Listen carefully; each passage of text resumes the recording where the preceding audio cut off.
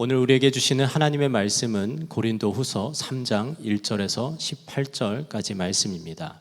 봉독은 3장 1절에서 6절, 15절에서 18절만 하도록 하겠습니다. 우리가 이렇게 말하는 것이 우리 자신을 치켜 올리는 말을 늘어놓는 것입니까?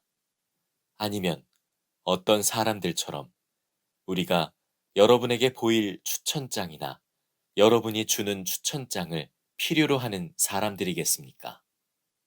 여러분이야말로 우리를 천거하여 주는 추천장입니다. 그것은 우리 마음에 적혀 있습니다. 모든 사람이 그것을 알고 읽습니다. 여러분은 분명히 그리스도께서 쓰신 편지입니다. 우리는 그것을 작성하는 데 봉사하였습니다. 그것은 먹물로 쓴 것이 아니라 살아계신 하나님의 영으로 쓴 것이요. 돌판에 쓴 것이 아니라 가슴판에 쓴 것입니다. 우리는 그리스도로 말미암아 하나님께 확신을 가지고 있으므로 이런 말을 합니다. 우리가 이런 일을 할 수 있는 자격이 우리에게서 났다고 생각하지 않습니다. 우리의 자격은 하나님에게서 납니다. 하나님께서 우리에게 새 언약의 일꾼이 되는 자격을 주셨습니다. 이 새 언약은 문자로 된 것이 아니라 영으로 된 것입니다. 문자는 사람을 죽이고 영은 사람을 살립니다. 오늘날까지도 그들은 모세의 글을 읽을 때에 그 마음에 너울이 덮여 있습니다. 그러나 사람이 주님께로 돌아서면 그 너울은 벗겨집니다. 주님은 영이십니다. 주님의 영이 계신 곳에는 자유가 있습니다. 우리는 모두 너울을 벗어버리고 주님의 영광을 바라봅니다. 이렇게 해서 우리는 주님과 같은 모습으로 변화하여 점점 더 큰 영광에 이르게 됩니다. 이것은 영이신 주님께서 하시는 일입니다. 아멘. 하나님의 말씀입니다. 자리에 앉으시겠습니다. 이따금 추천장 부탁을 받습니다. 사람을 자세히 알고 사람을 쓸 수가 없는 형편이라 믿을 만한 분의 추천장을 통해서 그 사람을 알게 되는 거죠. 그러나 이 추천장, 사람이 쓰는 추천장으로는 사실 그 사람을 정확하게 알기는 어렵습니다. 예루살렘에서 이 고린도 교회에 온 그 율법 교사들 중에 그 예루살렘 교회로부터 아주 거창한 추천장을 가지고 온 분들이 고린도 교회 안에 엄청난 문제를 일으켰습니다. 그들은 자기가 어떤 사람인가를 그 추천장으로 사실 자기의 신분을 과시를 했지만 그들은 교회를 어렵게만 하는 사람들이었어요. 그러면서 사도 바울이 사실은 아무런 추천장 없이 자기가 사도라고 하는 것이 그의 거짓 사도라고 비난하고 사도 바울을 아주 어렵게 만들었죠. 그때 사도 바울은 자기는 아무런 추천장이 없다. 그러나 고린도 교회 교인들이 나의 추천장이다. 참 멋있는 말을 했습니다. 오늘 2절 말씀에 보면 여러분이야말로 우리를 청구하여 주는 추천장입니다. 그것은 우리 마음에 적혀 있습니다. 모든 사람이 그것을 알고 읽습니다. 이게 진짜지요. 내가 복음을 전해준 그 사람이 거듭나고 변화된 삶을 사는 걸 보면 그러면 내가 진정한 전도자요, 그리고 목회자요, 또 사도라는 것이 그거보다 더 어떻게 분명히 드러날 수 있겠습니까? 열매를 보면 그 나무를 아는 거죠. 자, 그런데 사도 바울은 거기서 하나 더 놀라운 말씀을 하는데 고린도 교회 교인들은 자기의 추천장일 뿐만 아니라 예수 그리스도의 편지라는 겁니다. 예수님이 어떤 분이신지를 그대로 보여주는 사람들. 3절에 보면 여러분은 분명히 그리스도께서 쓰신 편지입니다. 고린도 교회 교인들을 보면 예수님을 안다는 거예요. 그건 고린도 교회 교인들뿐만 아니고 우리에게도 마찬가지입니다. 우리는 그리스도의 편지예요. 가족들에게, 직장에 있는 동료들에게, 또는 우리 이웃 사람들에게, 지나가는 길에 서로 부딪힌 사람에게도 항상 기억하셔야 합니다. 우리는 우리를 보면 예수님을 알고 또 예수님의 말씀을 들을 수 있는 그리스도의 편지입니다. 한 번은 성지순례를 갔다가 가이드하는 집사님과 앉아서 이야기를 하게 됐는데, 그 집사님이 그런 말씀 하시더라고요. 한국에서 많은 성지순례단이 오시는데 그분들을 이제 안내해서 성지를 돌려면 버스가 필요하죠. 그 버스 운전하시는 기사님은, 그분은 아랍 사람, 무슬림이라는 겁니다. 근데 이 무슬림인 운전기사의 눈에는 성지순례단이 10명이든 20명이든 30명이든 다 한 사람이라는 거예요. 예수 믿는 사람이라는 거예요. 거기는 목사님도 계시고 장로님, 권사님, 집사님, 이 교회 교인, 저 교회 교인 다 다르죠. 오늘 여기 계신 여러분들 다 다르죠. 그런데 이 세상 사람의 눈에 보기에는 우리는 다 한 사람입니다. 예수 믿는 사람. 그 무슬림 운전기사는 우리 성지순례단이 하는 모든 행동을 보면서 예수님을 본다는 거예요. 그 가이드 분이 하시는 이야기를 쭉 들으면서 그런 말을 하고 싶어 하시는 것 같아요. 성지순례단을 안내하면서 겪으신 여러 가지 많은 마음 상하는 일들, 저렇게 행동하면 안 되는데, 이 무슬림인 이 관광버스 기사가 다 보고 있는데, 그런 안타까움이 아마 많으셨던 것 같습니다. 여러분, 우리는 세상 사람들 앞에서 그리스도의 편지입니다. 그들은 우리를 보고 예수님을 아는 거예요. 복음 전하기가 가장 어려운 곳이 가정이고 직장이라고 하는 이유가 우리 자신이 너무나 분명하게 드러났기 때문입니다. 그러니 삶을 똑바로 살지 못하면 전도 못하는 거죠. 그렇지만 반대로 이야기하면 가정과 직장이 가장 강력한 전도의 장이 될 수 있는 겁니다. 우리가 그리스도의 편지만 되면. 그러면 삶으로 증거되었는데 이보다 더 놀라운 복음이 어디 있겠어요? 성경에 보면 하나님의 말씀이 기록된 것이 이 성경책만 아닙니다. 7군데가 있어요. 하나님의 말씀이 기록된 곳이. 첫 번째가 시편 19편 1절에 보면 하늘 궁창이 하나님의 말씀을 기록하고 있다고 그랬습니다. 여러분이 이 우주를 알면 알수록 하나님은 계시구나, 이 엄청난 우주를 보고서도 하나님의 존재를 믿지 않는 게 더 이상하죠. 두 번째는 사람의 양심이 기록되었다고 그래서 로마서 2장 15절에. 그래서 사람과 동물이 다른 겁니다. 어떤 사람도 그 속에는 양심이라는 게 있어요. 이것이 하나님의 말씀의 흔적입니다. 세 번째는 십계명 돌판에 기록하셨어요. 출애굽기 24장에 십계명 돌판에다가 하나님의 말씀을 기록하셨습니다. 네 번째는 이렇게 책으로, 성경책으로 하나님의 말씀을 기록하셨습니다. 다섯 번째는 예수 그리스도 그분이 하나님의 말씀이세요. 말씀이 육신이 되어 세상에 오셨다고 그랬죠. 여섯 번째는 성도의 마음에 기록되어 있어요. 그게 바로 성령이십니다.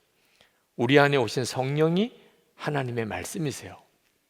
그러므로 우리는 꼭 성경을 읽어야만 하나님의 음성을 듣는 게 아닙니다. 우리 안에서 성령께서 또 동일하게 말씀하시죠. 그리고 마지막 7번째가 고린도후서 3장 3절에 그리스도인의 삶이 그리스도의 편지라는 거예요. 세상 사람들이 우리의 삶을 보고 예수님을 알게 된다는 거예요. 우리에게는 성경책이 있어요. 그러나 우리 자신의 삶이 또한 성경책이라는 사실을 명심해야 합니다. 광야 아트센터에서 더 북이라는 뮤지컬을 장기 공연했습니다. 내년에도 또 앵콜 공연한다고 그래요. 못 보신 분들은 정말 보시기를 권합니다. 이 더 북이라고 하는 건 성경을 말하는데 그 뮤지컬의 또 다른 이름이 성경이 된 사람들이라는 이름이 있습니다. 그 뮤지컬의 내용은 캐톨릭 교회가 한때 이 성경책을 사람들이 읽는 그런 일상적인 언어로 번역하는 것을 아주 극히 막았어요. 성경을 읽지 못하게 했어요, 사람들이. 성직자만 읽는 거라고.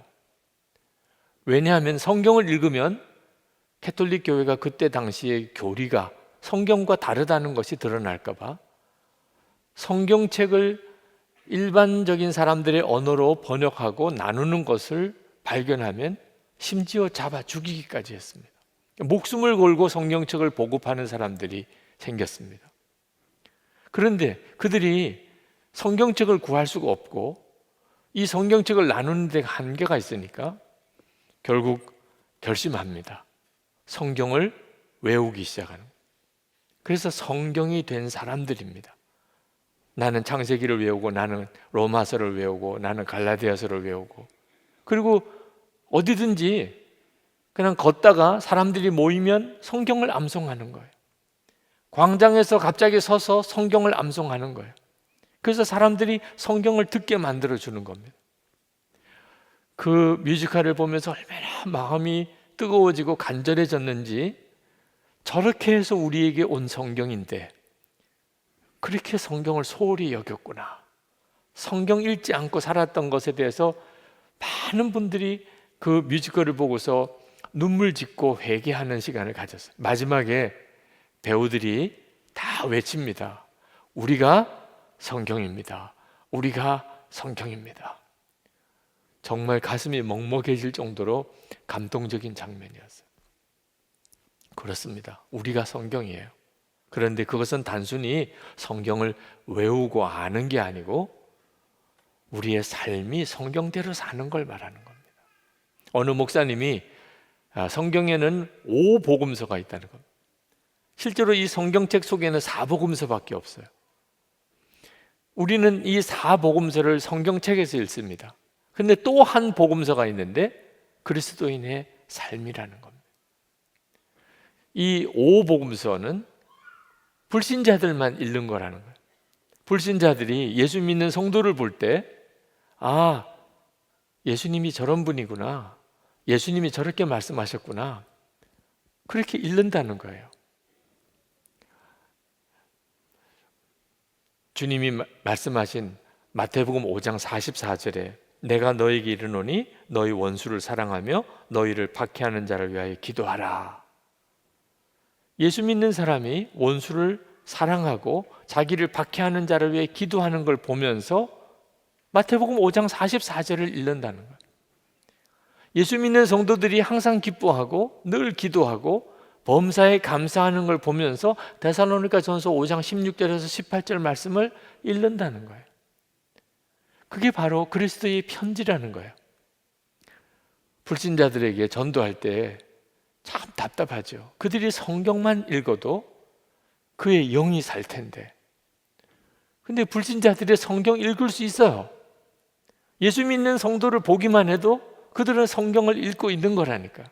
우리가 그렇게 살도록 하나님이 정하셨어요. 우리들끼리도, 예수 믿는 우리들끼리도 우리는 서로에게 그리스도의 편지예요. 저는 이따금 설교의 깊은 좌절에 빠질 때가 있습니다. 설교자가 겪는 어려움 중에 하나죠.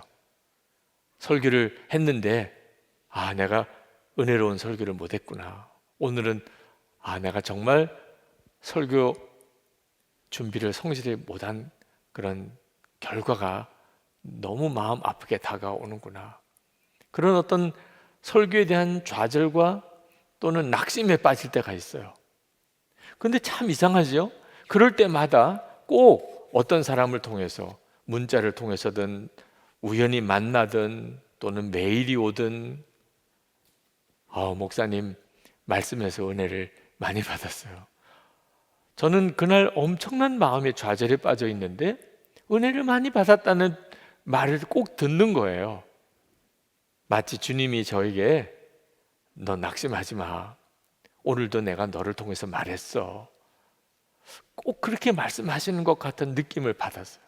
그래서 주님 감사합니다. 그리고 새 힘을 얻어요.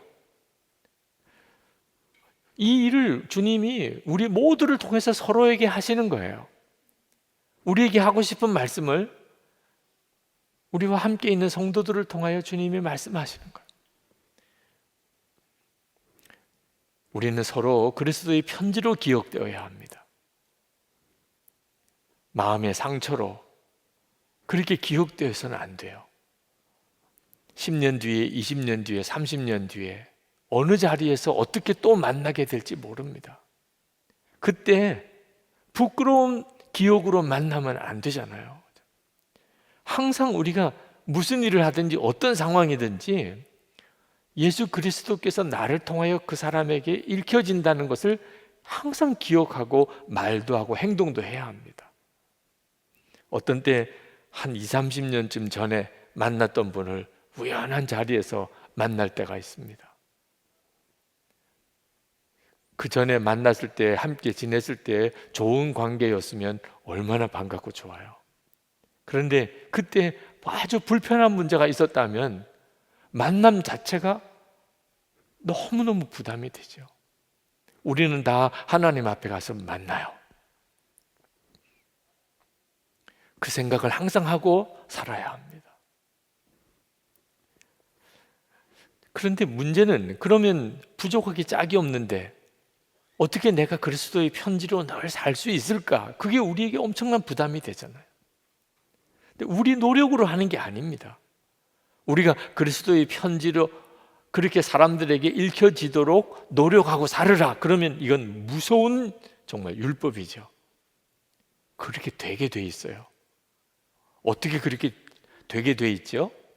우리 안에 오신 주님의 영, 주님의 영이 나로 하여금 그리스도의 편지가 되게 하시는 거예요. 6절에 문자는 사람을 죽이고 영은 사람을 살립니다. 여기 문자는 율법이에요. 율법 가지고 신앙생활을 하면 절대로 그리스도의 편지가 될 수가 없어요. 근데 영은, 우리 안에 임하시는 영은 우리를 통해서 하나님이 하시고 싶은 일을 사람들에게 드러내 보여주세요. 그분이 하시는 거예요. 출애굽기 34장 35절에 보면 모세가 십계명을 들고 시내산에서 내려오는 장면이 나오는데 하나님과 40일 동안 같이 있었습니다. 그리고 십계명을 받아서 내려오는 거예요.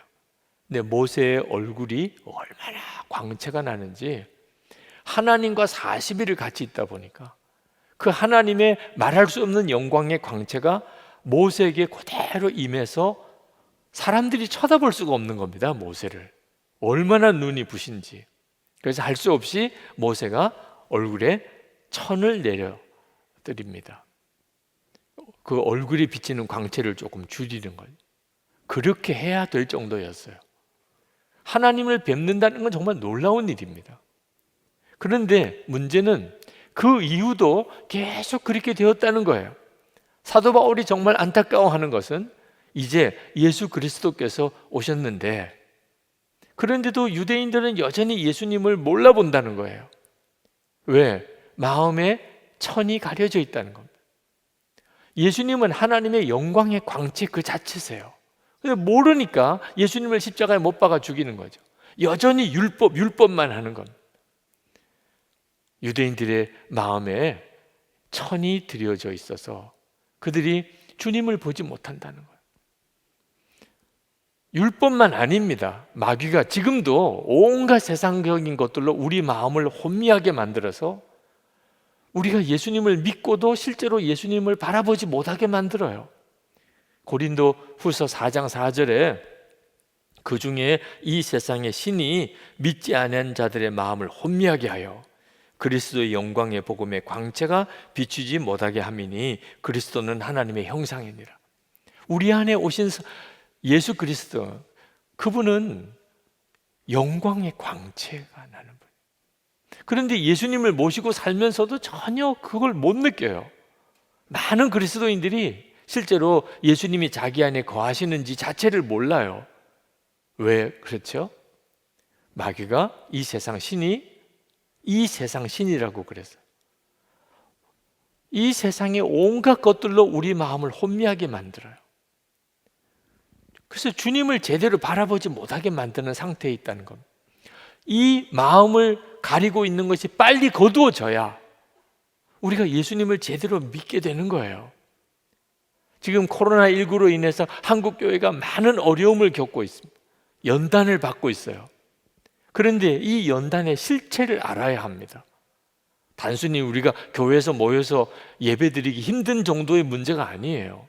지금 예수 그리스도를 믿는 성도들이 정말 예수님을 믿는 성도인지 아니면 그저 종교만 가지고 있는 사람인지를 쫙 가르는 거예요. 예수 그리스도 그분을 바라보는 눈이 뜨여서 그 예수 그리스도의 복음의 영광의 광채를 정말 바라보는 사람, 정말 거듭난 사람, 정말 구원받은 새 생명을 가지고 있는 사람, 그런 사람인지 지금처럼 이렇게 거리두기 해야 되고 모여서 모임 갖지 못하고 예배 드리는 일에도 여러 가지 제약이 있는 이런 상황 속에서 문제 없어요. 내 안에 예수님이 계신 거 정말 아는 사람, 오히려 예수님과 함께하는 시간이 더 많아졌어요. 믿음이 좋아지는 사람들이 많아요. 지금 예배에 눈이 뜨이고 기도를 더 깊이 하게 되고 말씀을 더 많이 보게 되고 주님과 동행하는 삶을 살고 고난도 두렵지 않는 그런 영적인 성장이 있는 성도들이 많아요. 코로나19 때문에. 그런데 반대로 있는 믿음도 다 잃어버린 사람, 이제는 교회 안 나오는 게 너무 자연스러워요. 예수님과 인격적이고 친밀히 동행하는 것에 대해서 아무것도 몰랐던 사람들은 그저 교회 다니는 게 신앙생활인 줄 알았던 사람, 교회 못 나오니까, 그러니까 있던 믿음도 다 무너져요. 성도들 사이에 만나서 교제하는 게 없어지니까, 그러니까 완전히 세상에 빠져버렸어요. 이렇게 쫙 갈라지고 있어요. 지금이 정말 중요한 때인 것을 알아야 돼요. 그러면 어떻게 우리 마음을 덮고 있는 이 베일이 걷어지고 우리가 정말 주님을 바라볼 수 있을까요? 16절 말씀에 보면 사람이 주님께로 돌아서면 그 너울은 벗겨집니다. 사람이 주님께로 돌아서면, 그래서 24시간 주님을 바라보자고 그렇게 권해드리는 거예요. 우리는 예수님이 눈에 보이는 분이 아니시니까 계속 잊어버려요. 우리 안에 분명히 거하시는데도 계속 주님 잊어버리고 사는 거예요. 그래서 항상 주님을 기억하시라. 그렇게 꾸준히 살기 위해서 매일 일기를 한번 써보시라. 그렇게 권해드리는 거예요. 그러면 반드시 여러분이 주님을 만나게 돼요. 여러분의 마음을 가리고 있던 것들이 벗어지고 주님은 정말 살아계신 주님이고 여러분 안에 역사하시고 여러분에게 말씀하시고 여러분을 인도하시는 것을 여러분이 분명하게 체험하게 돼요. 우리가 지금 만나는 예수님은 복음서에 나오는 제자들과 함께 이렇게 함께 먹고 함께 지내던 그 예수님은 아니에요. 그렇지만 분명히 영으로 우리 안에 거하셨어요. 같은 분이세요. 17절 말씀에 주님은 영이십니다. 주님의 영이 계신 곳에는 자유가 있습니다. 여러분, 편지를 쓰는 것과 편지를 쓴 그 사람하고는 다르잖아요.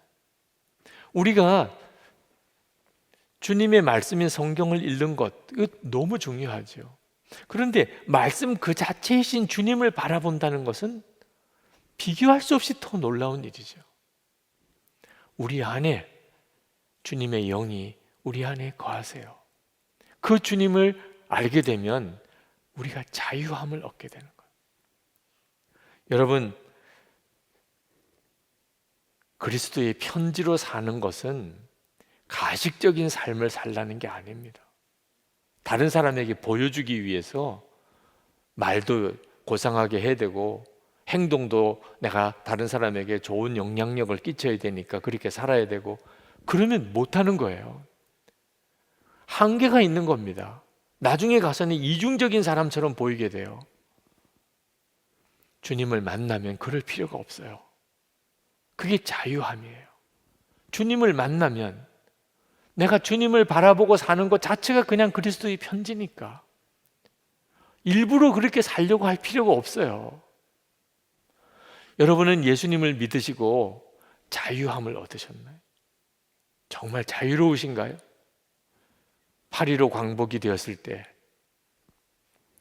대한독립 만세를 그렇게 소리 높여 외쳤습니다. 왜 그렇게 좋아하느냐고 했더니 자유라는 거예요. 이제는 일본의 지배에서 우리가 자유를 얻었다는 거. 맞는 말이죠. 근데 도대체 자유를 얻었다는 게 뭘 말하는 겁니까? 그걸 몰랐어요. 한 달도 넘게 아무것도 안 하고 먹고만 논 적이 있어요. 일본 군인들 위해서 전쟁 물자를 공출을 해가지고 곡식이랑 뭐 짐승이랑 그렇게 쌓아둔 거, 일본이 망했으니 이제 그건 다 누구 거가 됩니까?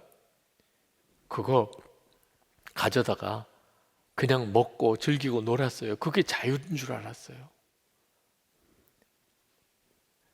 그러니 얼마나 혼란스러웠겠습니까? 결국 얼마 뒤에 전쟁이 터집니다. 자유가 뭔지를 몰랐으니까 우리에게 자유가 주어져도 그 자유를 가지고 더 고통스러운 삶으로 이어지게 될 수밖에 없었던 거예요. 여러분, 도저히 예수 믿고 자유로워졌다는 게 뭡니까? 이제는 더 이상 율법 지키지 않아도 돼. 그러니까 마음대로 사는 겁니까? 예수 믿고 자유를 얻었다는 것은 죄 짓지 않을 자유가 생긴 거예요. 전에는 죄 짓지 않을 자유가 없었어요. 방탕하게 살지 않을 자유가 생겼어요. 이제는 내가 방탕하게 살기를 원치 않으면 방탕하게 살지 않아도 돼요. 예수님이 내 안에 거하시니까. 이제는 예수님 한 분이면 충분한 삶을 사는 자유가 되었어요. 이제는 정말 사랑만 하며 사는 자유가 우리에게 생겼어요. 이제는 정말 거룩하게 사는 자유가 생겼어요. 주님과 동행할 수 있는 자유가 생겼어요. 그게 바로 예수를 믿고 누리는 자유예요. 전에는 죄의 종이었고 육신의 종이었기 때문에 그렇게 살 수가 없었어요. 그래서 세상 사람들처럼 사는 거예요. 이제는 내 안에 예수님이 오시고 그 주님의 영이 나를 통하여 완전히 다른 삶을 살게 만드는 거예요. 이따금 영이 다른 사람을 봅니다. 여러분도 가정이나 교회에서 싸움이 생길 때 당사자들은 모르더라고요. 자기가 얼마나 이상하게 변해 있는지. 그런데 싸우는 자리에 가보면 느껴요. 맹수의 영을 느껴요. 사람이 예전에 그 사람이 아니에요. 어떤 사람이 말씀도 읽지 않고 기도 생활도 없고 그저 세상 일에만 정신없이 빠져서 살던 사람, 크리스천이죠. 근데 만나보면 느낌이 달라요. 은혜 받을 때, 성령 받았을 때 그때 그분이 아니에요. 영이 다른 거예요. 그러므로 여러분, 우리가 우리의 영적인 상태를 정말 조심해야 돼요. 그렇지 않으면 예수 믿는다는 이름 가지고 완전히 마귀 노릇 할 수 있어요. 베드로도 그랬어요. 예수님 십자가 질 때 그 가로막다가 사탄아 내 뒤로 물러가라. 예수님으로부터 그런 말씀 들었어요. 가룟 유다 예수님 은 30에 파는 마귀가 주는 생각 품다가 마귀가 그 속에 들어가서 예수님 팔아버렸어요. 아나니아와 삽비라 땅 팔아서 헌금하다가 거짓말로 그거 다 이 모든 땅판 돈 다라고 거짓말하는 바람 베드로가 내 안에 어찌 사탄이 가득하냐, 그런 책망을 듣고 죽어나갔습니다. 여러분, 우리 안에 어떤 영이 역사하는지는 엄청 중요한 일이에요. 토마스 아킨페스가 그리스도를 본받아라는 책에서 그가 들은 주님의 말씀을 거기에 기록을 했습니다. 주님이 이렇게 말씀하셨어요. 모든 것을 얻으려면 모든 것을 내게 맡겨라. 어떤 것도 구하지 말고 어떤 것도 요구하지 말라. 오직 순수한 마음과 확고부동한 믿음으로 내 안에 거하라. 그러면 나를 얻게 되고 마음의 자유를 누리게 되고 또한 어두움이 그대를 엄습하여 짓누르지 못하리라. 주님 안에 있으면 그 사람이 진짜 자유함을 누리고 살게 되는 거예요. 여러분, 예수 그리스도의 영이 지금 제 안에 여러분 안에 계세요.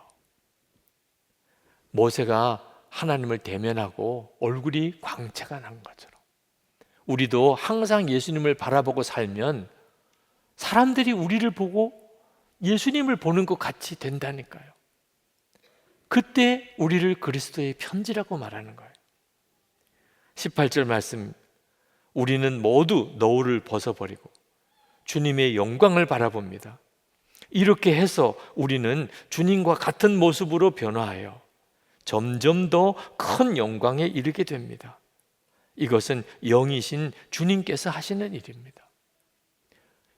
우리가 계속 주님을 바라보고 그리고 항상 주님과 동행하고 살면 우리는 점점 더 놀라운 영광의 삶을 경험하게 되고 주님이 그렇게 하세요. 그리고 가족들, 직장 동료들, 내 주변 사람들 나를 보고 주님을 만나고 주님의 말씀을 읽어요.